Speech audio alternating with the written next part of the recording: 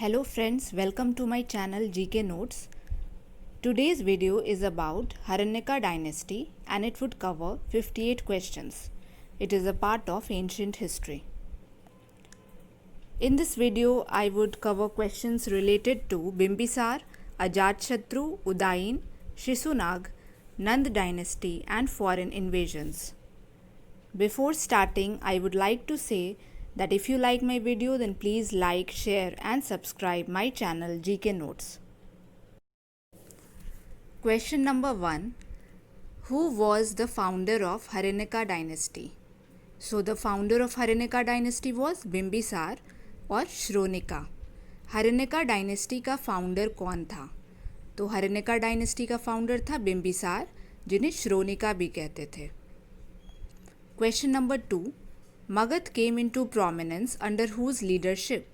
So Magadh came into prominence under the leadership of Bimbisara. किस राजा के लीडरशिप में मगध प्रोमिनेंस में आया? तो इसका आंसर होगा Bimbisara. Question 3. Who was contemporary of Gautam Buddha? So the contemporary of Gautam Buddha was Bimbisar. Gautam Buddha का contemporary कौन था? तो इसका आंसर होगा Bimbisara. Question 4. Name the wives of Bimbisar. So Bimbisar had 3 wives. Their names were Kosal Devi और महाकोसाल, चिल्लाना and खेमा. बिम्बिसार की वाइफ्स के क्या नाम थे? तो बिम्बिसार की 3 पत्नियां थीं. उनके नाम थे कोसाल देवी या महाकोसाल, चिल्लाना और Khema. Question 5. Who was Kosala Devi और Mahakosal? So the answer is Kosala Devi was the sister of Kosala king Prasenjit. Kosala Devi कौन थी? कोसाल देवी बिम्बिसार की पत्नी थी और कोसाल किंग प्रसन्नजीत की सिस्टर थी. Question 6. Who was Chellana? So Chellana was the sister of Lichchhavi head Chetak. Chellana कौन थी? चिल्लाना जो है वो बिम्बिसार की पत्नी थी और लिच्छवी हेड चेतक की सिस्टर थी. Question 7. Who was Khema? Khema was the daughter of Madra king. Khema कौन थी? खेमा बिम्बिसार की पत्नी थी और माद्र किंग की डॉटर थी. Question number 8. What did Bimbisara got in dowry from Prasenjit? So Bimbisar got in dowry parts of Kashi from Prasenjit. Bimbisara को डाउरी में प्रसन्नजीत के द्वारा क्या प्राप्त हुआ? तो इसका आंसर होगा parts of Kashi. Question 9. Which place Bimbisara conquered? So Bimbisara conquered Anga. वो कौन सा प्लेस था जिसे बिम्बिसार ने कॉन्कर किया? तो इसका आंसर होगा अंग. Question 10. Why did Bimbisar send royal physician to Ujjain? The answer is royal physician Jivak went to Ujjain when Avanti king Pradyot was attacked by jaundice. Bimbisara ने रॉयल फिजिशियन जीवक को उज्जैन क्यों भेजा? तो बिम्बिसार ने रॉयल फिजिशियन जीवक को उज्जैन भेजा अवंती किंग प्रद्योत के ट्रीटमेंट के लिए, क्योंकि उन्हें जॉन्डिस हो गया था. Question number 11. What was Bimbisar also known as? Bimbisara was also known as Xenia. Bimbisara को और क्या कहकर बुलाते थे? तो बिम्बिसार को सेनिया भी कहते थे. Question 12. Who was the first Indian king who had a regular and standing army? The answer is Bimbisara. वो कौन सा पहला इंडियन किंग था जिसके पास एक रेगुलर एंड स्टैंडिंग आर्मी थी? तो इसका आंसर होगा Bimbisara. 13. Which city Bimbisara built? The answer is new Rajgriha. कौन से शहर को बिम्बिसार ने बनाया? इसका आंसर होगा new Rajgriha. Question 14. Who was the son and successor of Bimbisara? The answer is Ajatashatru and he killed Bimbisara and succeeded to the throne. Bimbisara का बेटा और सक्सेसर कौन था? तो बिम्बिसार का सक्सेसर था अजातशत्रु, वो उसका बेटा था और वो बिम्बिसार को मारने के बाद राजा बना. Question number 15. Ajatashatru gained complete control over which place? The answer is Kashi. He attacked his uncle Prasannajit and captured Kashi. Ajatashatru कौन से प्लेस पे कंप्लीट कंट्रोल प्राप्त किया? इसका आंसर होगा काशी. वो अपने अंकल प्रसन्नजीत पे अटैक करके काशी को कैप्चर कर लिया. Question 16. Which other kingdom Ajatashatru defeated? The answer is Vajji. वो और कौन सा किंगडम था जिसे अजातशत्रु ने हराया? तो इसका आंसर होगा Vajji. Question 17, which 3 things played important role to defeat Vajji? The answer is number 1 Sunidha and Vassakara, these were the two ministers of Ajatshotru. Number 2 Rath Musal or the chariot, and number 3 Mahashila Kantak or the war engine. वो कौन सा 3 चीज़ था जो important role play किया वज्जी को हराने में? तो सबसे पहले सुनिधा और वत्साकर अजातशत्रु के 2 मिनिस्टर, दूसरा रथ मूसल जो कि एक तरह का चेरियट था, और तीसरा महाशिला कंटक जो एक तरह का वॉर इंजन था। ये तीनों की मदद से बिम्बिसार ने वज्जी को डिफीट किया। 18 which 2 places were added to Magadh by Ajatashatru? The answer is Kashi and Vaishali. वो कौन सा 2 प्लेस था जिसको अजातशत्रु ने मगध में ऐड किया? तो इसका आंसर होगा काशी और Vaishali. 19 who built the fort of Rajgriha? So Ajatashatru build the fort of Rajgriha. Fort of Rajgriha का निर्माण किसने किया? Ajatashatru. 20 what is Jaldurg? Ajatashatru built a watch fort called the Jaldurg at a village called Patali on the bank of Ganga. Jaldurg क्या है? तो अजातशत्रु ने एक वॉच फोर्ट बनाया जिसे जलदुर्ग नाम दिया गया, और कहाँ पे बनाया? एक विलेज में जिसका नाम था पाटली, और वो विलेज जो थी वो गंगा के बैंक्स पे सिचुएटेड थी। 21 who was the son and successor of Ajatashatru? The answer is Udayin. Ajatashatru का सन और सक्सेसर कौन था? तो अजातशत्रु का सक्सेसर था Udayin. 22 who shifted the capital from Rajgriha to Pataliputra? The answer is Udayin. कौन सा राजा कैपिटल को राजगृह से पाटलिपुत्र में शिफ्ट किया? इसका आंसर होगा उदायीन।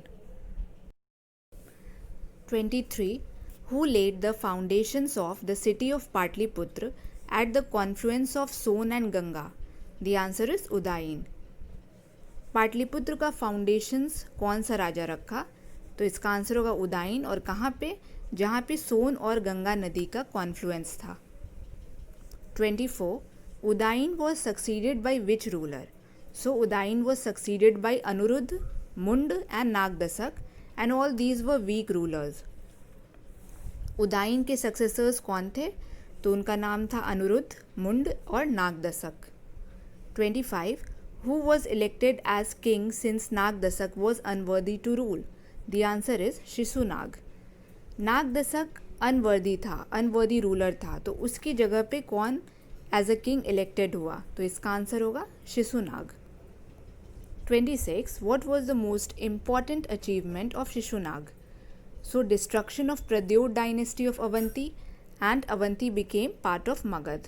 सबसे इम्पॉर्टेंट अचीवमेंट शिशुनाग का क्या था? सबसे इम्पॉर्टेंट अचीवमेंट था कि उसने अवंती के प्रद्योत डायनेस्टी को डिस्ट्रॉय किया, और अवंती जो है वो मगध का हिस्सा बन गया। 27 Who succeeded Shishunag? So Kalashoka also called Kakavarna succeeded Shishunaga. Shishunaga को कौन सक्सीड किया? इसका आंसर होगा कालअशोक या काकवर्ण। 28 Why is कालअशोक reign important? Because he convened the second Buddhist council in Vaishali in 383 BC. कालअशोक का रेन क्यों इम्पॉर्टेंट है? क्योंकि कालअशोक ने सेकेंड बुद्धिस्ट काउंसिल कन्वीन किया था, और कहाँ पे किया था? वैशाली में in 383 BC. 29 The Shishunag dynasty was overthrown by whom? So the Shishunag dynasty was overthrown by Mahapadmananda. Shishunaga dynasty को कौन ओवरथ्रो किया? इसका आंसर होगा Mahapadmananda. 30 Who established a new line of king known as Nand? So the answer is Mahapadma. नंद वंश को कौन establish किया? इसका आंसर होगा महापद्मनंद ने नंद वंश को स्टैब्लिश किया। 31 What was Mahapadma also known as? So Mahapadma was also known as Sarv Kshatrantak, that is uprooter of all Kshatriyas, and it has been mentioned in the Purans, or Ugrasen, that is owner of a huge army, as mentioned in the Pali text. Mahapadma को और क्या कहकर बुलाते थे? महापद्म को सर्व क्षत्रंतक भी कहते थे, मतलब क्षत्रिय का नाश करने वाला। इसका उल्लेख पुराण में है, और उग्रसेन भी कहते थे, जिसका मतलब है जिसके पास एक ह्यूज आर्मी हो, और इसका उल्लेख है पाली टेक्स्ट में। 32. What does Purana call Mahapadma? The answer is Ekarat और द सोल मोनार्क। पुराण में महापद्म को क्या कह के संबोधित किया गया है? इसका आंसर होगा एकराट, जिसका मतलब होता है the sole monarch. 33. What is often described as the first empire builder of Indian history? The answer is Mahapadma. किसको इंडियन हिस्ट्री का फर्स्ट एम्पायर बिल्डर कहा जाता है? महापद्म नंद को इंडियन हिस्ट्री का फर्स्ट एम्पायर बिल्डर कहा जाता है। 34. Who succeeded Mahapadma? So Mahapadma was succeeded by his 8 sons and Dhananand was the last son. Mahapadma के सक्सेसर कौन थे? तो एक एक करके उसके 8 बेटे राजा बने, और उसके जो लास्ट जो सन था उसका नाम था धनानंद।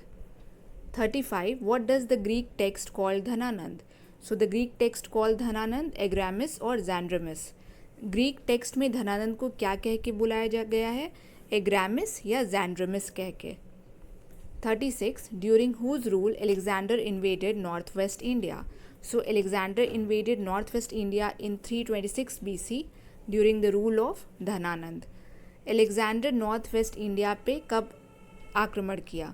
326 BC में एलेक्जेंडर नॉर्थ वेस्ट इंडिया को इन्वेड किया, और उस समय धनानंद राजा था। 37. Whose might terrorized Alexander and stopped his march to the Gangetic Valley? The answer is Dhanananda.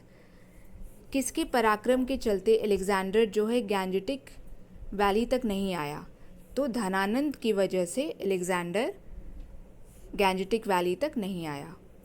38. Which dynasty came after Nand dynasty? So the Maurya dynasty came after Nand dynasty. नंद वंश के बाद कौन सा डायनेस्टी आया? Maurya dynasty. The Achaemenian rulers belong to which region? So the Achaemenian rulers belong to Iran और Persia.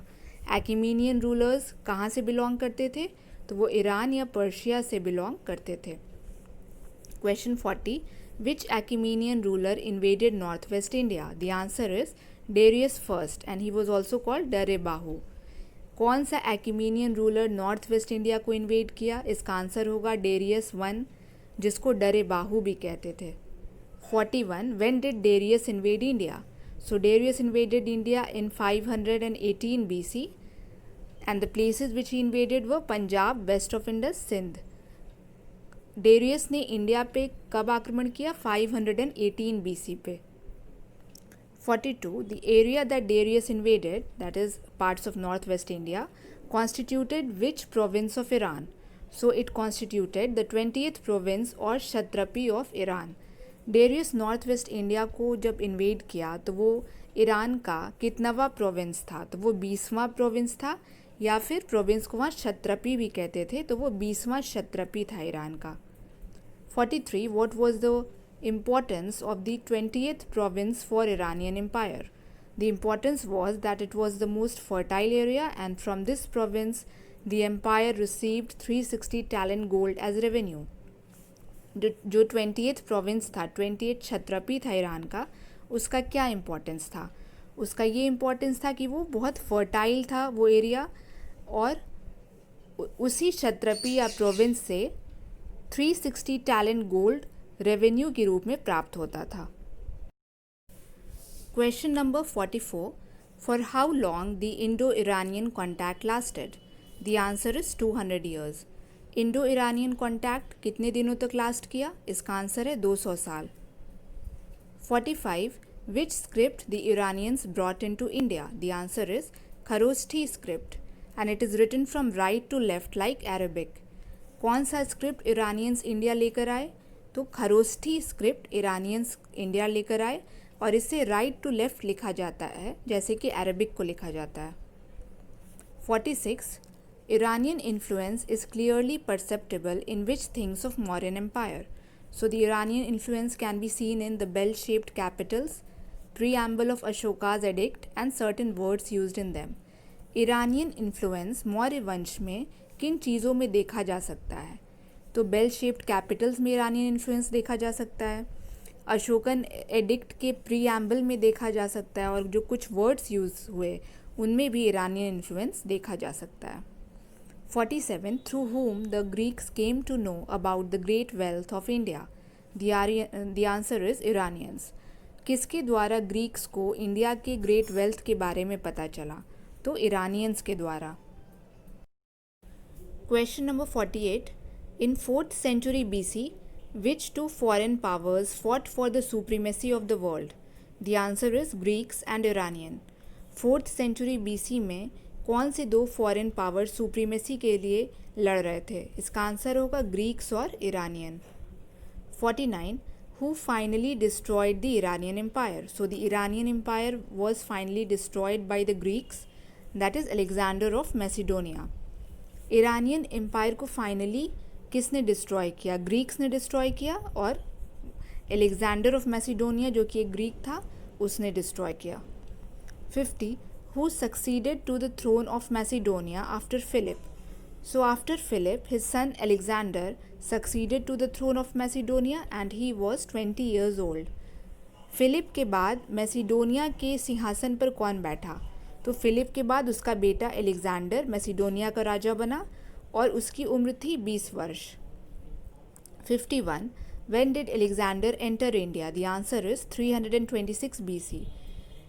Alexander India कब आया? 326 BC में.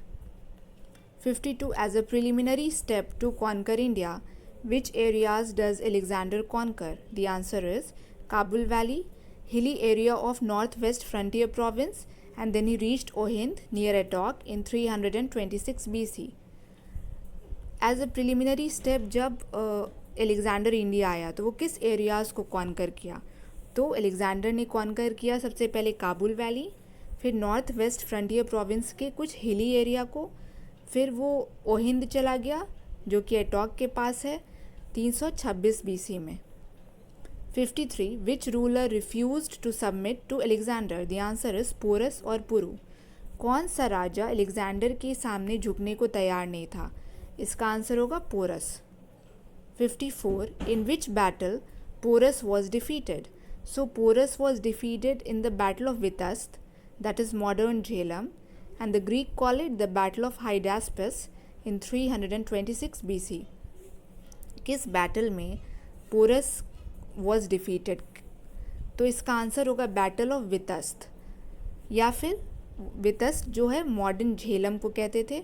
तो बैटल ऑफ वितस्त में पोरस को डिफीट किया गया और ग्रीक उसे बुलाते हैं बैटल ऑफ हाइडास्पस, और ये कब हुआ था? 326 BC में.